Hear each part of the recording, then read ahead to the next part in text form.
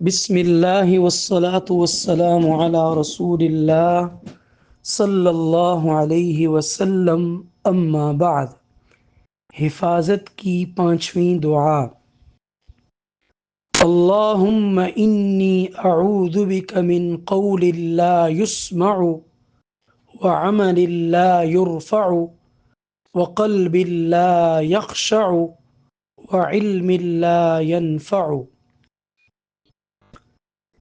اس دعا کا ترجمہ ہے: اے اللہ، میں نہ سنے جانے والی بات، نہ بلند ہونے والے عمل، خشوع سے خالی دل اور غیر نافع علم سے تیری پناہ میں آتا ہوں۔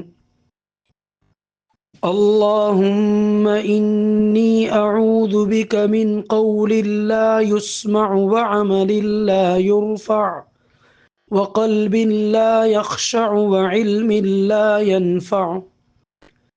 اللهم إني أعوذ بك من قول لا يسمع وعمل لا يرفع وقلب لا يخشع وعلم لا ينفع۔ اللهم إني أعوذ بك من قول لا يسمع وعمل لا يرفع وقلب لا يخشع وعلم لا ينفع۔